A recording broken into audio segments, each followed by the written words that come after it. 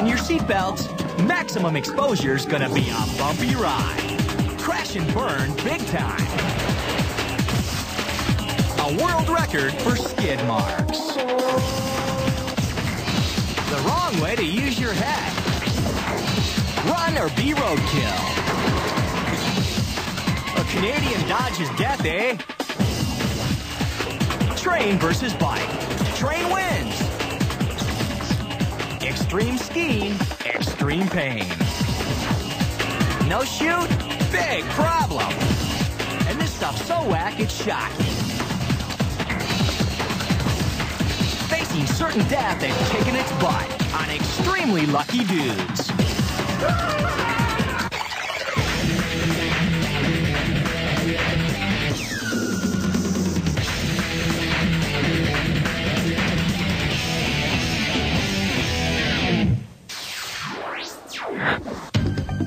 Smoking may kill this Russian dude someday, but 10 minutes ago, he was already a dead man. Two Russian MiGs show off at an air show in England. Sean Moffat was the announcer at the show. Here are two graceful jets, and these were beautifully painted, and they were doing a lovely, graceful display. And the MiG-29 is a beautiful airplane. I mean, it is something quite stunning to see. Yeah, we'll show you stunning. That ain't no fender bender. And you're not quite sure whether the pilots are alive or not. It's a big shock to the system. But these lucky pilot dudes got out. Look at the slow-mo replay. Seconds after the crash, the pilots are somehow able to eject. I was amazed that they both got out, particularly the number 2 aircraft, which was the one that was hit by the leader, because the leader's wing sliced through the fuselage of the number 2 aircraft just behind the cockpit. He was a very lucky man. Very lucky dude. They make it to Earth safely. Hey, let's take another look. Now, here's what happened. The planes are performing a giant loop, but one of them does his loop tighter than the other, and boom! So, you've got one really lucky dude, and one almost really lucky dude. The pilot who got hit punched the other guy out and broke his nose. No wonder they were ticked off. Bonehead just totaled 2 planes that cost $34 million apiece. Yeah, that's a whole lot of vodka. Nastrovia, lucky dudes. Here's another extremely lucky dude, Ron Cook. Ron is way into the sport of motorcycle land speed racing. He's gonna try to top 200 miles an hour on his custom-made bike. Now things are looking good. The record looks like history. Then, the bike starts acting up.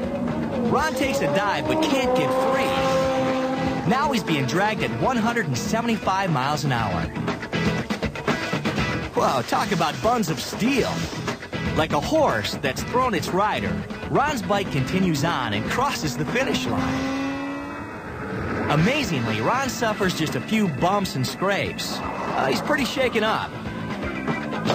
I want you just kind of take it easy, take your feathers off, let those guys look at you. So what's next? Let's go back to the pit area. Okay. Gather myself together here. One more time. The ride is going smoothly. Then a wobble starts in the front end of the bike, and Ron eats it big time. 5 years of racing, and this is Ron's first accident. But you can't keep a lucky dude down. Ron's fixed the problem. Or so he thinks. He gets back on his horse 2 weeks later and shoots off down the track. And then...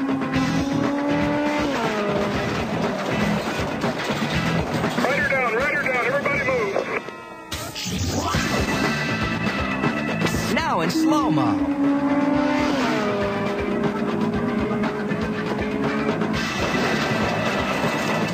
This time he wipes out at over 200 miles an hour. No way anybody lives through that. But Ron's a super lucky dude. Man, there are parts flying. I had to see what's happening in that body of mine. See, this bike's in a million pieces, and Hell, I'm still in one piece. Well, that's one way of looking at it. Ron broke his leg in 2 places and his arm in 3. When you have accidents close to 200 miles an hour and you're still alive and it happened twice, you kind of rethink things. That's the speed where you usually aren't around to answer. And I'm here, so yeah, I think about that. Ron cheated death twice in 2 weeks. He's lucky, all right. Yeah, but if I was him, I wouldn't push it. These are the sprint car time trials for the California Racing Association. On the green from Torrance, California. Yeah, it's pretty dangerous. But check out what happens to driver David Crowell. Dave is 6th in the consolation. He loses it in a turn and hits the wall. And then it gets bad.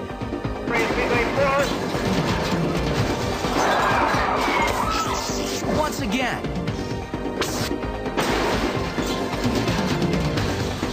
As the car flips over, Dave's seatbelt gives way. The second flip, the car lands on him.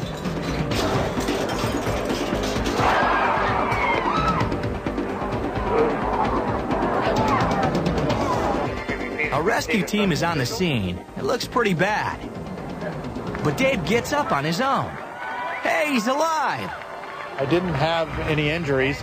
I really didn't feel any pain at all. Although once I was out of the car, I was afraid to move because I was afraid something was going to hurt. So I just kind of laid there until the ambulance crew took care of me. Dave's not only lucky, he's smart. He's bagging the racing thing for good. Big night in Lake Geneva, Wisconsin. You're on a date with motorcycle stud Jeff. He's the guy in yellow. Jeff Blaha, though, not letting off as he battles back on the outside. It's only the second time you've seen him race, so you're psyched. He makes his move. And he's down. Whoa, Jeff Blaha! Jeff Blaha, another bike getting tangled up into him. Wow. So you're thinking, this is a really bad date. Your boyfriend just got run over by 500 pounds of rider and bike combined. And you think, you know, I better go see if he's hurt. Let's look at it again.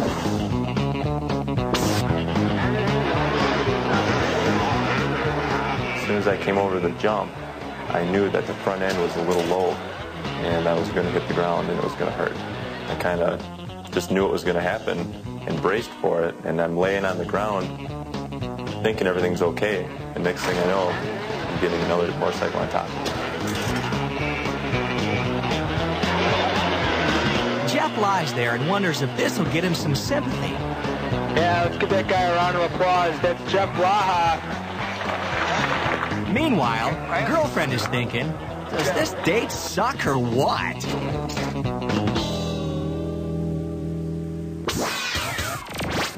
Here's our next lucky dude.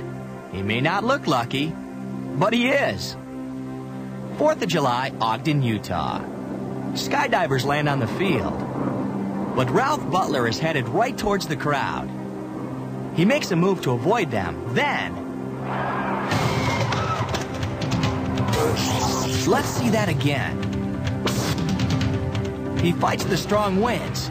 He misses the crowd, but doesn't make it to the field. His son runs over to check him out. Ralph's taken to the hospital.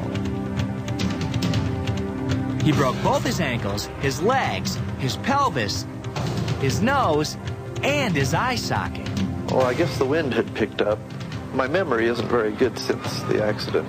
I was having a hard time penetrating the wind, and I didn't want to land on all the people in the stands. I do remember making the decision to pull on the front risers to get out from over the people. I don't remember the landing at all. Like any sport, especially flying sports, you have to use your head, and I don't mean land on it, I mean... Ralph may not be that funny, but he sure is one lucky dude.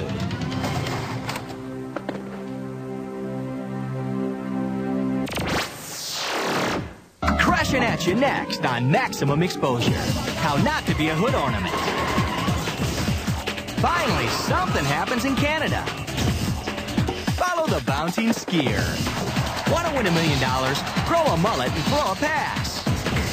hear that train a-coming, but I don't see it. And check out the exploding pocket rocket. We dare you to watch our super nasty Max X list of extremely lucky dudes. Wake up and smell the pain. You're on Max X.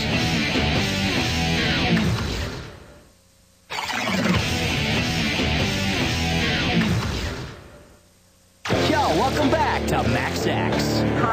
Raise that up in front of your truck for a sec. This cop is trying to clear this guy's wreck. When out of nowhere... Whoa, that was close. Let's take another look in slow motion.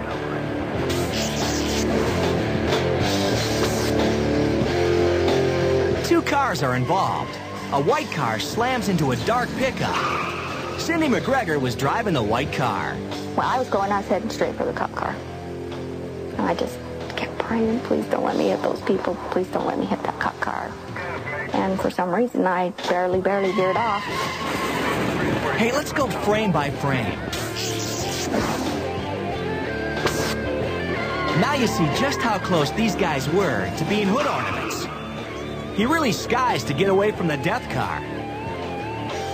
It was within a couple inches. I didn't know how close it was till later when I pulled the tape out of the car to view it, and it was really shocked to see that it was extremely close, especially for this other gentleman. That's the smile of an extremely lucky dude.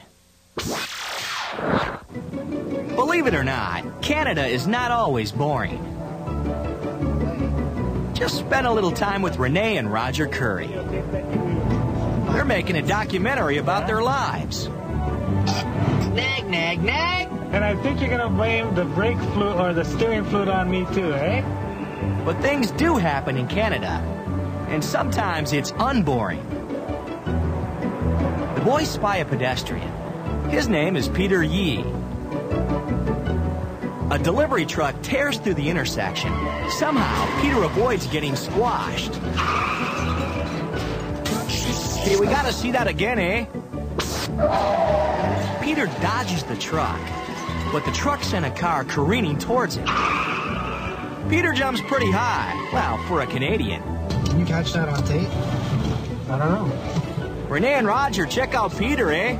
I talked to him for a bit, and he said he was okay. He just couldn't believe that he jumped so high. He's never been so high in the air in his life. And the vehicles. That's the culprit. Not much damage to him. Later, they used the tape to show who was at fault in the accident. And we think it was Canadian front page news for about a year, eh?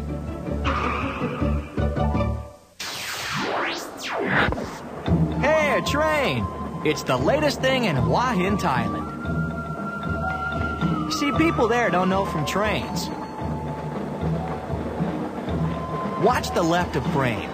A scooter shoots in, and bam! He goes flying. No movement. Doesn't look good for him. Slower and closer. You see, he doesn't look both ways and pulls out in front of the train. He tries to turn away, but it's too late. The train slams him into a pole and knocks him unconscious. He gets a broken arm and leg, and a wicked burn from his scooter's exhaust pipe. But Duzit Kangpai-boon is alive. Well, I was on my way to work. I was not looking left or right. I was in ICU for 7 days. I came to on the 7th day. So just why is Duzit a lucky dude? Here's why. But believe me or not, it might be some magic involved. Maybe spirits of those who passed away before. I believe that spirits blinded me at the time. So even though spirits tried to kill him with their magic, he survived. Let's just call him Duzit Lucky Kangpai-boon.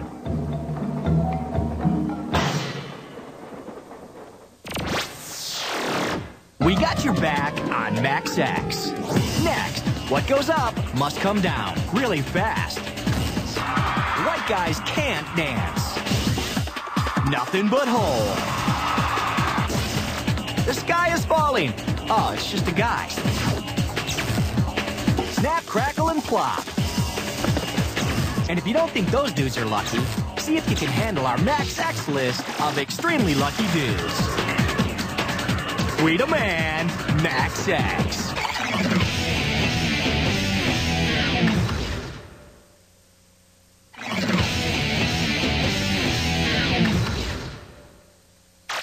Extremely lucky dudes make money the old-fashioned way. They win it. This dude has the chance to become an extremely lucky dude, not because of his sweet mullet haircut. This is Terry Pledger and his lovely wife. In the next few seconds, he could win $1 million. All he's got to do is throw a football 10 yards through this hole. It's about 30 inches wide. Oh yeah, he'll be in front of thousands of people because it's halftime at the Orange Bowl.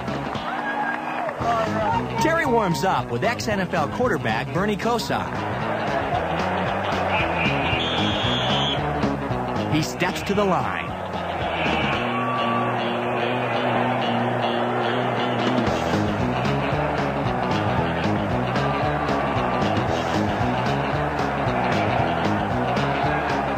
He fires. Nothing but hole! He's a millionaire. But the first person Terry hugs is Bernie? His wife's like, hey, what about me? Let's go back to the tape.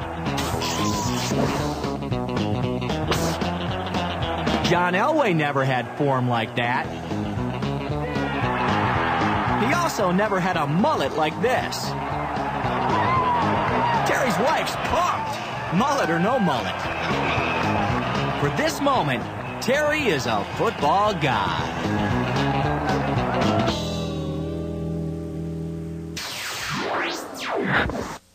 Meanwhile, in Louisville, Kentucky, 18-year-old football fan Justin Phelps is working the crowd. He's psyched. He can win 10,000 smackers if he can make a field goal from 40 yards out. Even for an NFL kicker, that's no gimme. The kick is up. It's good! Hey, how about that? That's $10,000. Justin wins $10,000 and he goes nuts. When I turned around, I wasn't sure that went through, but once I heard the crowd's reaction, I was like, it must have fell through, and I just took off running. I just went running like a maniac down the field. I wasn't really thinking about the $10,000 cash, believe it or not. I was having fun with the fans. Here it is, a quick portrait of an extremely lucky dude. This is Bill Morgan. For a while, he was a very unlucky dude. Within a year, Bill almost died in a truck accident, had a heart attack, and then went into a coma for 12 days. But Bill's luck changed. He won this car with a scratch-off lottery ticket.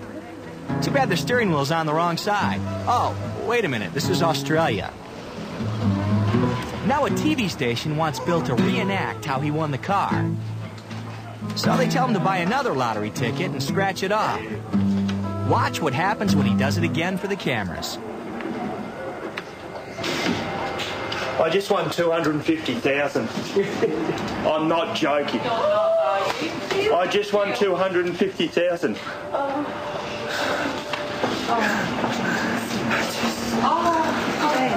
Please don't kill me.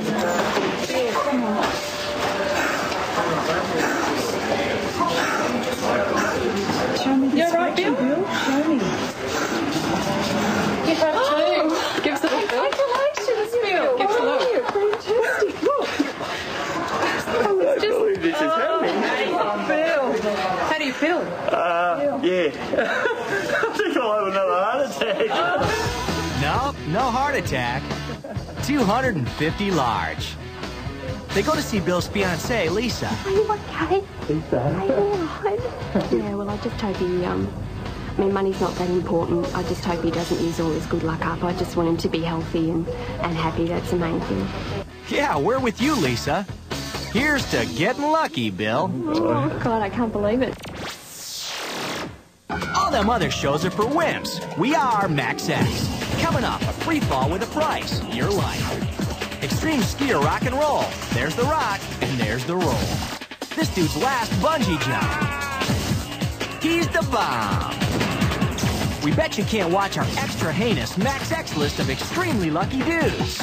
You're in for it now on Maximum Exposure.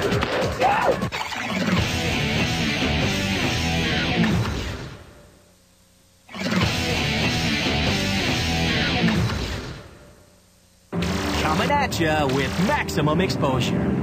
This is Scott Lutz. Is he a lucky dude or an unlucky dude? Kind of hard to tell. Scott's been waiting 8 years for this. It's his first free fall. Scott and his instructors jump at 12,000 feet. The instructors hold him steady against the rushing wind. Scott is falling fast and loving it. Time to open that chute, Scott.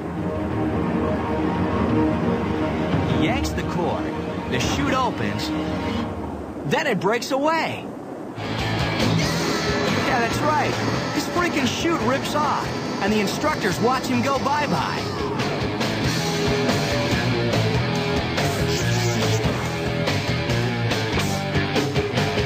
They train you for all kind of different types of chutes. They can be tangled, you know, there can be problems where they're half deployed, and I remember thinking when that happened, I don't think they ever trained me about what would happen if your whole chute disappeared. Scott plunges to the ground at 125 miles an hour. There's only 1,000 feet between Scott and Splat. I deployed the chute opened, and I looked up, and the chute was full and round, which is a good sign. But the next second, the chute was disappearing. I was going further and further away from it. Thought, I'm going to die. With only seconds left, Scott can't find his reserve chute open. I was falling upside down at about 125 miles an hour. One of my instructors was coming down trying to get to me, and they were pointing, and I saw the metal handle, and I grabbed onto it, and I thought, well, this is my last chance. If this doesn't work, then I'm dead. His reserve chute finally opens. It looks like he's lucked out. Now all Scott has to do is float gently back to Earth. Unless, of course, he's unlucky enough to hit some power lines. Well, there's Scott, and there's the power lines. Guess where Scott's going?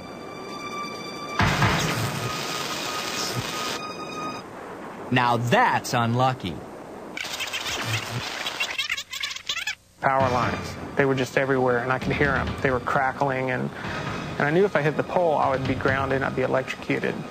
And I remember thinking at that point, I'm going, you know, I just survived my chute malfunction, and now I'm going to hit power lines.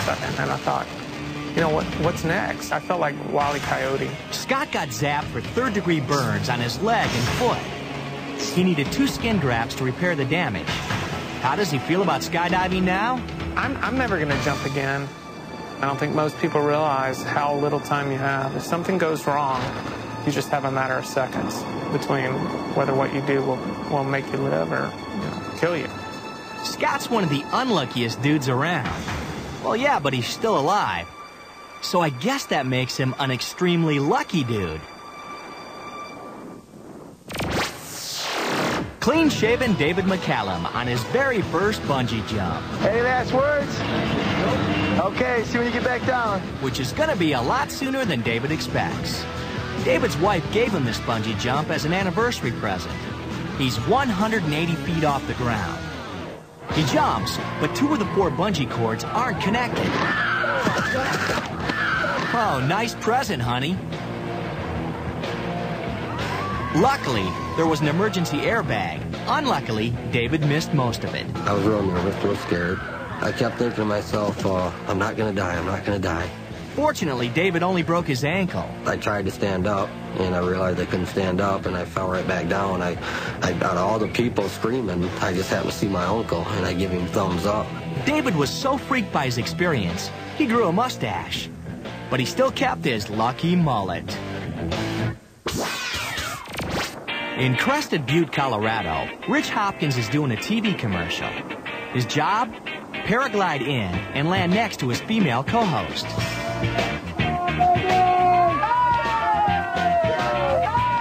But as he gets closer, he gets in trouble. He's coming down too fast. He keeps his feet up to gain altitude, but it doesn't work. He hits the wooden fence with his back. You can hear his pain. He has a really bad back. He has a really bad back. She knows because 3 months before, while doing another stunt, Rich broke his lower back. The crew rushes in to help him.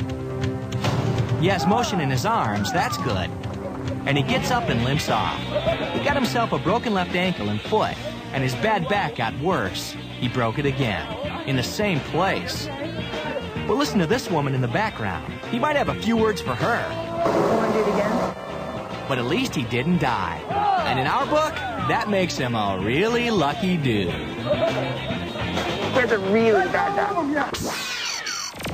We're at the World Extreme Skiing Championships in Valdez, Alaska. Bridget Mead takes off down Odyssey Slope. Uh-oh, she loses it. And she heads down the mountain. A yard sale's not what she had planned.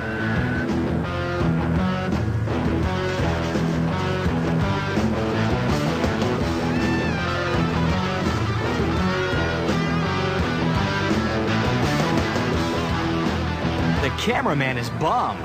He's been falling for the last minute and a half. I got the whole ugly thing, and it turned my stomach. Obviously, we got an injury here. The rescue team gets her to a hospital. Basically, I went into my run way too fast and way too aggressive. I should have been taking it a lot easier. I skied down the ridge and then I cut into my line, and I think on my second turn, because it was so slick, my skis just went boom out from under me, and there was no way I could recover it once I had lost it. And then I just start ragdolling down the mountain, and I go over a 30-footer, and I bang into the cliffs and out of the cliffs and into the cliffs, and I just ragdoll. If you've never done it, this is how to ragdoll.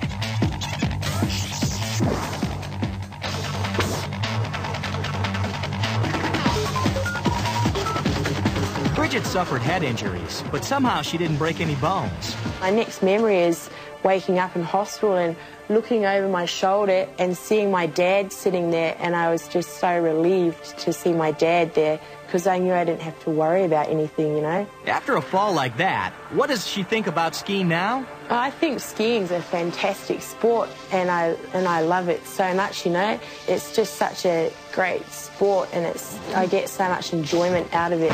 Let's watch Bridget enjoy herself again.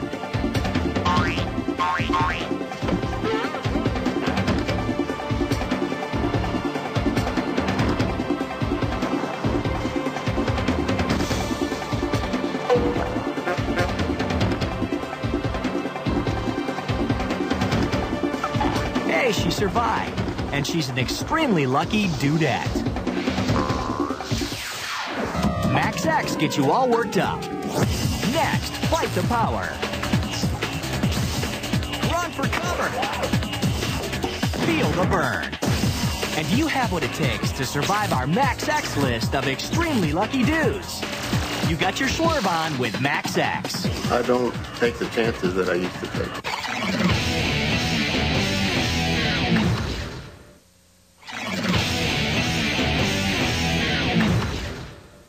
We're all over you with maximum exposure. Tina Porter works at a convenience store.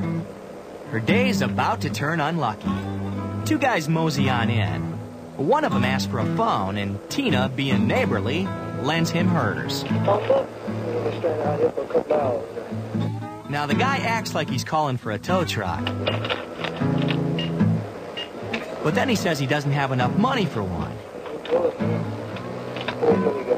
He talks to his partner and asks how much money he has. Then he does this. Hey, let's see that again, frame by frame. Watch the side of Tina's head. You can see the bullet goes right through her hair. Wow, that's close. That's lucky. The punks get down to business. They want to get into the safe. She can't open it. I can't open it. I can't open it. I'll call somebody who can. They walk away with over $400 from the registers. I'll give you what I got in here. In spite of her ordeal, Tina's still polite. Thank y'all for not killing me. I got two babies. These perps eventually get caught. The shooter gets life for attempted murder. And Tina gets to keep her life. That's really lucky. Green Bay, Wisconsin. We have a developing situation. Officer Michael Crabb is part of a SWAT team that's surrounding a house. An ex-convict is barricaded inside. The SWAT team enters the premises. Officer Crabb plans to use a stun grenade to distract the suspect. He pulls the pin on the grenade. But the convict has broken a gas main, filling the house with explosive gas.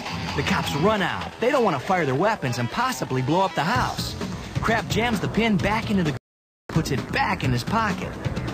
But the pin doesn't hold. He feels the grenade start to burn. He tries to put the pin back in, but it's too late. He collapses.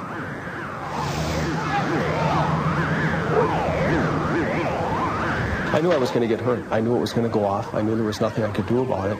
There was just about a 1.5-second delay, and just enough time for me to move my head backwards to get out of the direction of the explosion, and it went off. Check out the flames given off by the blast. Officer Crabb is taken to the hospital, where his leg heals. He gets promoted to detective. He's an extremely lucky dude. As for the suspect, we're thinking he's an extremely unlucky dude. Charlotte, North Carolina. Downed power lines set 2 houses on fire.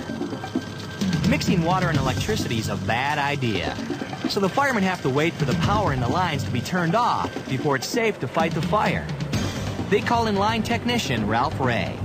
He has to shut down the thousands of volts that run through this line. He's a 10-year vet of the power company. He knows this line can kill. Ralph's a husband and a father, so he takes no chances. But a freak surge of electricity hits the line.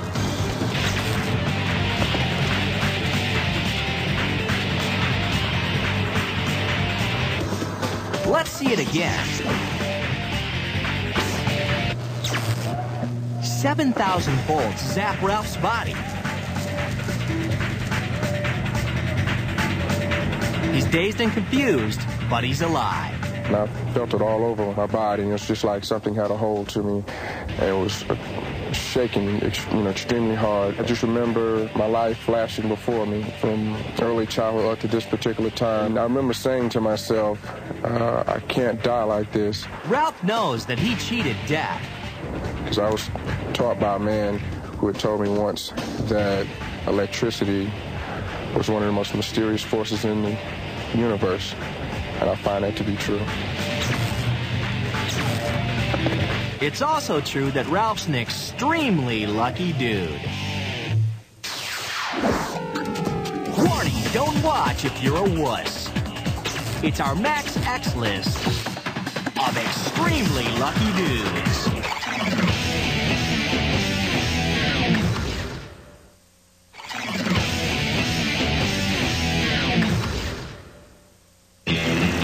We've got the Max X list. The really extra super lucky dudes. Number 4. In Ursa, Illinois, you'll find 2 things: cows and an extremely lucky farmer. That old silo's been getting on the Fraser family's nerves for years. It's finally time to take it down. For them, it's a really big deal. There were a lot of neighbors and relatives and a lot of friends that were there to see this silo come down because it was a historical event. Diane's husband, Stan, and his farmer homies got ready to yank that sucker down. They'd knocked out every other brick and ran chains through the bricks that were still there, and then hooked those to a cable and hooked that onto the back of the bulldozer, which my husband was driving. Oh, this thing's built like a brick silo. They took and pulled at a straight-off angle, and the cable broke. We have a minor difficulty. And the silo just kind of sat down and looked like a leaning tower of Pisa. Is that how they got that done over there? It looks to me like she's leaning a little bit. That's when my father-in-law got the idea that maybe we should just take, since it was already leaning, take the bulldozer and just give it a nudge at the bottom, and then it would go on over. Logical, but not the best idea. The silo sure goes over backwards, right on the stand. What's going on there? Oh my God, I got 2 babies and no husband. I just thought he was gone. There was just no hope. All there was a big pile of rubble and a bunch of smoke. And he was gone. But Stan makes it out alive. Diane's real happy to see him. After I ran over to my husband, I remembered I'd left my little boy in the car. So I ran back over there real quick and got him, and he looked up at me with those big eyes and says, "Is my daddy dead?" And I could say, "No, Daddy's not dead. Daddy's fine." I realized what could have happened, when they come running up. There was a tree in the center of the silo, and that's what helped break the fall. Stan learns his lesson. I don't take the chances that I used to take. And if he stops taking chances, Stan will stay a lucky farmer dude.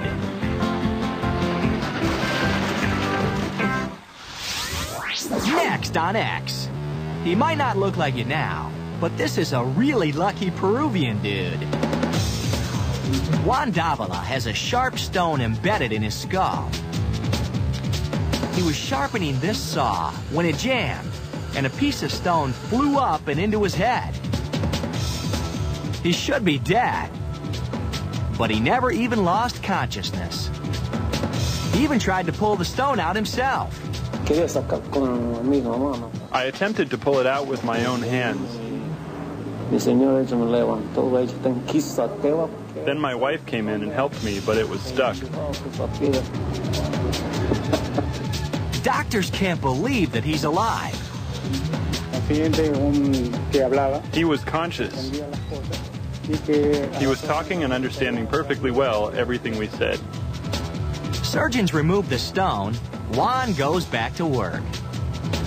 Even after his accident, he doesn't use goggles or a helmet. Juan must be feeling extremely lucky. Down to number 2 on the X list. Los Angeles, California. A tractor trailer tipped over on its side. But it gets worse. To see under the truck, we gotta give it maximum exposure.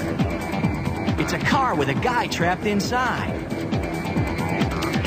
He's buried under 20,000 pounds of boxes and truck. We got a single male driver in a vehicle that's completely crushed by second part of a semi-tractor trailer with about 20,000 pounds of plastic bags inside. So they're using a heavy rescue now to see if they can lift it off him. Heavy rescue tries to lift the semi, but can't. So firefighters have to get rid of the boxes. They work fast. The truck's weight could shift at any moment. They start up the crane again. This time there's progress. The trailer lifts off the car.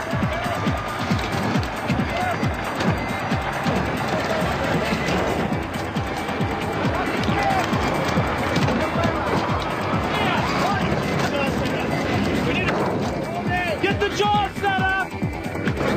The firefighters can't get the door open, so they bring in the jaws of life. Watch your shit, but just fall out of here, guys. Be real careful. Finally, they get him free, and he's able to walk on his own power.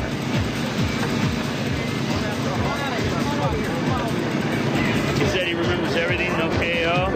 He's got no pain anywhere. I palpated his chest and everything's intact. They put him on a stretcher just in case. Heavy rescue pulls the trailer up a little more, and the boxes bury the crushed car. The driver gets out of the hospital the very next day.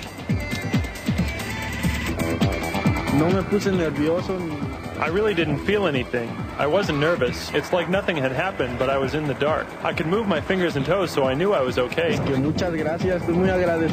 I'm very thankful they got me out because I didn't know if I was going to live. His car wasn't so lucky, but he is. And number 1 on the Max X list. This is a Max X warning. Nasty stuff ahead. Pray that you can handle it. These two guys are close friends, but they never wanted to be this close. A pole has brought Rantiva and Vichy closer. It slammed straight through one and out the other. They're stuck to it like chicken on a skewer. Here's how it happened. Rantiva was driving a motorcycle. Vichy was behind him. They were riding on a highway outside of Bangkok, Thailand. They swerved to miss a car and headed towards a truck on the side of the road. The truck had long metal pipes sticking out of the back. They hit so hard they were impaled on a 2-inch wide pipe. The doctors in the ER can't believe these guys are still alive and fully conscious. They have to operate immediately, with the guy sitting up and worse, without anesthesia. The surgeons must be careful because the pipe just missed Rantiva's heart. We're not going to show you all the gory details. On a Thai talk show, the doctor who performed the surgery explains how he worked on Vichy. I numbed the skin here and I cut open here. The metal pipe slid out. Then on the driver, Rantiva. I cut him open here to see if there was any serious damage to his internal organs.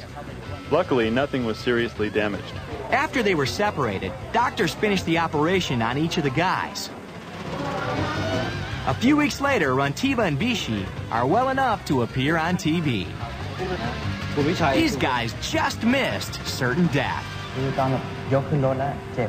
Maximum Exposure is out of here.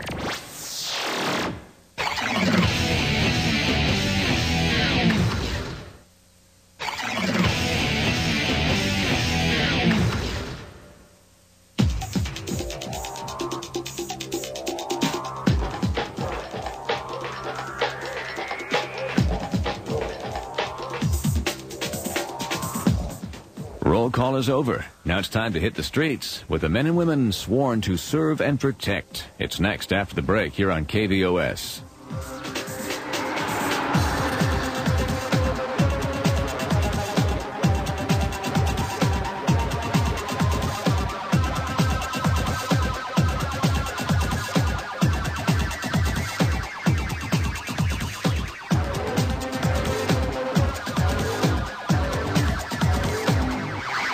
I don't think most people realize how little time you have.